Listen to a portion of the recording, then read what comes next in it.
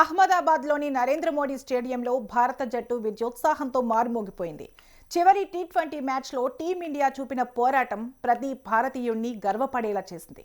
బలమైన south Africa జట్టును 30 పరుగుల తేడాతో ఓడించి సిరీస్ను భారత్ ఖాతాలో వేసుకుంది.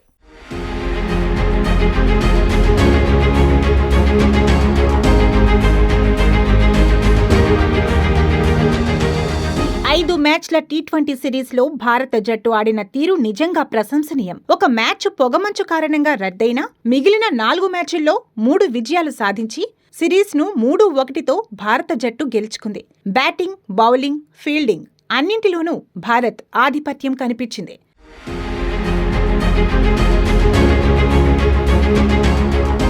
అహ్మదాబాద్ మ్యాచ్లో మొదట బ్యాటింగ్ చేసిన భారత్ నిర్ణీత 20 ఓవర్లలో 5 వికెట్లు కోల్పోయి 231 పరుగుల భారీ స్కోరు సాధించింది. ఈ భారీ లక్ష్యాన్ని ఛేదించేందుకు దిగిన సౌత్ ఆఫ్రికా 20 ఓవర్లలో 8 వికెట్లు కోల్పోయి 201 పరుగులకే పరిమితమైంది. ఈ మ్యాచ్ హై స్కోరింగ్ థ్రిల్లర్గా సాగింది.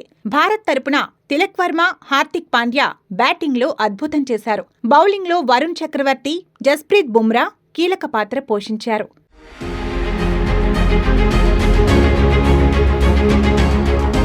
అహ్మదాబాద్ మ్యాచ్లో టాస్ ఓడిన భారత్ మొదట బ్యాటింగ్ చేసింది. ఓపెనర్లు సంజు శాంసన్, అభిషేక్ శర్మ శుభారంభం ఇచ్చారు. సంజు 22 బంతుల్లో 37 పరుగులు, అభిషేక్ 21 బంతుల్లో 34 పరుగులు చేశారు. కెప్టెన్ సూర్యకుమార్ యాదవ్ మళ్లీ నిరాశపరిచాడు. కేవలం 5 పరుగులే చేశాడు. అయితే మధ్యలో తిలక్ వర్మ, హార్దిక్ పాండ్యా జట్టుకు అండగా నిలిచారు. తిలక్ వర్మ 42 బంతుల్లో 73 పరుగులు చేశాడు. అతని ఇన్నింగ్స్ లో అవసరమైనప్పుడు బౌండరీలు, సిక్సర్లు బాదాడు. మరోవైపు హార్దిక్ పాండ్యా పూర్తిగా ఫైర్ అయ్యాడు. 25 బంతుల్లో 63 పరుగులు చేశాడు. వీటిలో 5 ఫోర్లు, 5 సిక్సర్లు ఉన్నాయి.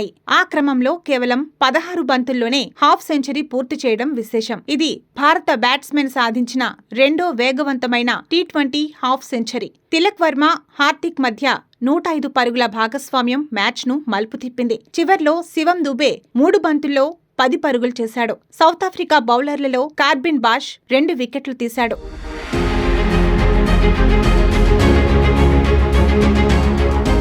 232 పరుగుల భారీ లక్ష్యం ఛేదనలో సౌత్ ఆఫ్రికా శుభారంభం చేసింది. ఓపెనర్ క్వింటన్ డికాక్ మెరుపులు చూపించాడు. 35 బంతుల్లో 65 పరుగులు చేశాడు. డివాల్డ్ బ్రెవిస్ 17 బంతుల్లో 31 పరుగులు చేసి సౌత్ ఆఫ్రికాపై ఆశలు రేకెత్తించాడు. కానీ పవర్ ప్లే తర్వాత భారత బౌలర్లు గేమ్ చేంజర్లుగా మారారు. జస్ప్రీత్ బుమ్రా తన స్లోయర్ బాల్ తో డికాక్ ను అవుట్ చేశాడు. ఆ తర్వాత హార్దిక్ పాండ్యా బ్రెవిస్ ను పెవిలియన్ కు చేర్చాడు. మధ్య ఓవర్లలో వరుణ్ చక్రవర్తి మాయాజాలం చేశాడు. 4 కీలక వ్యక్తులను అవుట్ చేశాడు. దీంతో South Africa middle order కుప్పకూలింది.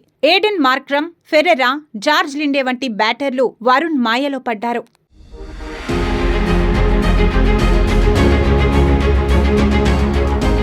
Bumrah 4 ఓవర్లలో కేవలం 17 పరుగులిచ్చి 2 వికెట్లు తీశాడు. డెత్ ఓవర్లలో అద్భుతం సృష్టించాడు. ఆ క్రమంలో సౌత్ ఆఫ్రికా చివరికి 8 వికెట్ల నష్టానికి 201 పరుగులు చేసింది.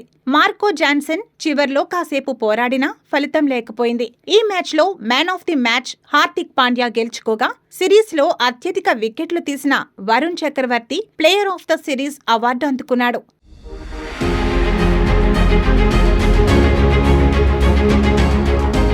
ఈ సిరీస్ మొదలైనప్పటి నుంచి 2 జట్లు గట్టి పోటీ ఇచ్చాయి. మొదటి మ్యాచ్లో భారత్ 101 పరుగుల భారీ తేడాతో గెలిచింది. రెండో మ్యాచ్లో సౌత్ ఆఫ్రికా బలంగా బౌన్స్ బ్యాక్ ఇచ్చి విజయం సాధించింది. మూడో మ్యాచ్లో మళ్లీ భారత్ ఆధిపత్యం చూపింది. 4వ మ్యాచ్ లక్నోలో పొగమంచు కారణంగా రద్దు కాగా చివరి మ్యాచ్లో భారత్ గ్రాండ్ విక్టరీ సాధించి సిరీస్ను కైవసం చేసుకుంది.